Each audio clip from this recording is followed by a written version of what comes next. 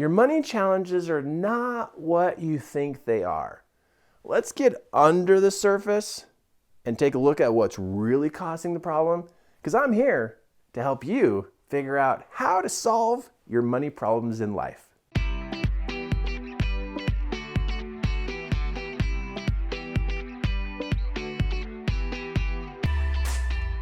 Now, money in your life can be a very challenging experience when you don't understand what is wrong inside of you when it comes to your connection with money. So you may very well have a glitch inside and a program about money that's just not going to serve you. And no matter how hard you try to earn some money and it's just going to go away. Or you might find yourself saying, I just don't have enough. I never have enough. So if you're interested in changing your experience with money, pay attention. I'm going to show you some things here that are going to help you understand your psychology and your experience with money. Now, on this chart over here, I drew money with a scale and your personal value with a scale. Now, a wrong thing is for us to attach our personal value to the amount of money that we currently have. And even though it's wrong and it's incorrect, people do it all the time. I did it.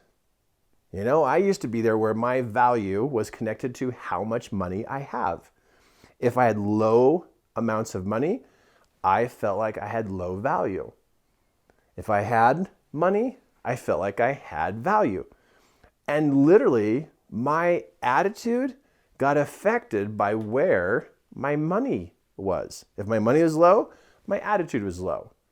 If my money was really down, then my attitude was really down. And here, my attitude is following my level of money. Now, even though you and I both know that's not correct, why can't I just have great value no matter where my money's functioning? The reason why that doesn't happen is because in the middle, what we have connecting everything is emotion. You most likely have an emotional connection with money. It's not just, a quantity that's in your bank account. There's actually an emotion attached to money, and that same emotion is attached to you. So as the money changes, your emotions change. For example, if somebody had $1,000, they get really happy. And if somebody just lost $1,000, they get really upset. And so you have seen over and over again where money can control a person's emotions. That is dangerous, because if money goes down and your emotions go down and your value goes down, what is going to cause the money to go up? Because doesn't it make sense that somebody with high value would get paid more money, and somebody who has low value and bad attitude is going to get paid way down there less, and they're going to be the problem person? So we, as people, need to switch something inside of our head when it comes to the emotional connection we have between money and our personal value. But how do we do this? When you were growing up, you had these experiences that were connected to things of value. And you either had something stolen from you, or you lost it, or you had money and you spent it and you wish you didn't spend it. But you had all these different experiences connected with things of value. I know for me, one of the many things that happened to me growing up is I came out of school one day and my bike was stolen. It's just gone. I had a lock on my bike. The lock was cut and my bike was stolen. I walk home and I'm just upset, crying a little bit, but I'm super upset. I get home and I tell my mom what happened, and I'm just upset. And in that time in my life, I realized there's people who steal. There's people who are mean. And when I have something nice, somebody's just going to steal it from me. Wow. That was a childhood experience. But doesn't it sound like some kind of rule or law that I just put into my head? If I have something nice, somebody's going to come along and just steal it. You see, all these experiences that we had growing up as a child and even into our teens, those experiences make an imprint on us. And that imprint now carries with us as we are continuing to grow older. So you have money imprints that have been put on you by past experiences. That imprint has an emotion attached to it. Now, you may not know this, but emotions, they don't care how old or how long it's been. Emotions live inside of us as though it happened today. So your imprint experiences with money have generated an emotion, which now has connected this scale and this scale to move at the same time. When your bank account goes down, your emotions go down, your value goes down. And then when things go down, you struggle. Just like I struggled. Like when I first started trying to figure out what my money program was and what my head was doing with money, and I began to discover what this was and what's going on, I watched my bank account go down and I watched my attitude go down and my emotions go down. And I thought, I need money so I can feel better. Whoa, did you just hear that? Now all of a sudden, money becomes the one thing that's going to make us happy. Because when your money's down, your emotions are down, and your value's down, you know that money took you there because you're emotionally connected to it. So guess what? You now decide that I can't be happy unless I have money.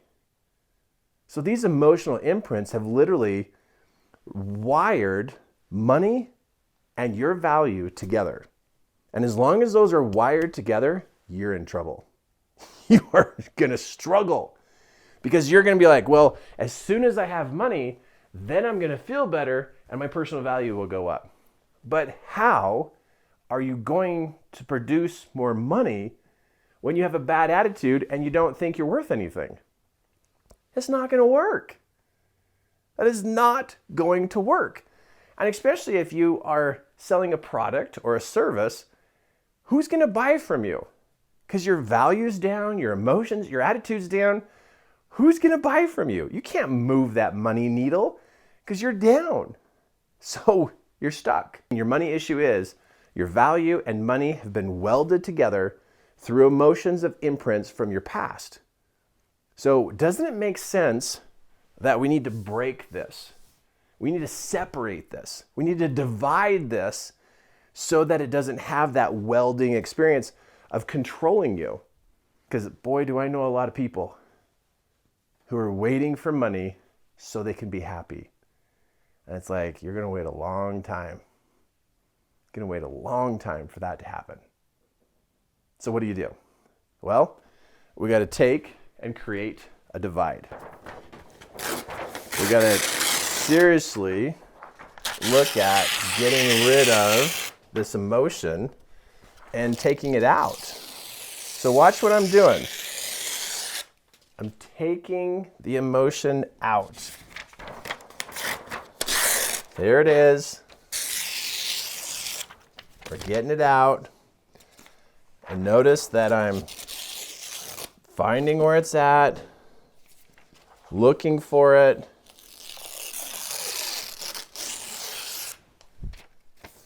and you get it out. If you will start journaling about your past experiences with money, all these emotional imprints are going to come to the surface. And if you will start acting like your value is here, no matter what your bank account is, you make a decision. This is where you are at. This is where you are at every single day. You decide, I'm of great value because I love, I care, I can serve, I take care of my kids, I have friends, and that you have all these reasons why you have high value that have nothing to do with money. Nothing to do with money. Nothing. Zero. If we can't find what gives us value that is not connected to money, you're in trouble. So, number one, start journaling about money and all your past weird, ridiculous things that have happened in your past, just to find the understanding of why you're so emotionally connected to money. Just journaling about that is going to bring it to the surface, raise your awareness, and give you power over it. That'll change. That'll change you. And over here, number two, start creating a list of everything that you're grateful for that has to do with people, experiences, qualities, talents, gifts, everything that you have. But don't put anything in there about how much money you have. Make a list of everything you're grateful for to literally build up your inventory inside of who you are, that you've got great value. So you do the journaling and literally just start writing and thinking about who stole from you, where'd you lose money, where'd you buy something and it broke really soon, where did you feel ripped off, taken advantage of, manipulated, where it didn't go well. You probably have a few of those stories in your past. And while that story sits down inside of you and it doesn't get to be expressed, that means that the emotion is still there. And if that emotion is there, it's going to take your personal value and money and weld those two together, and you're going to struggle. So find the stories, write the stories, express the stories.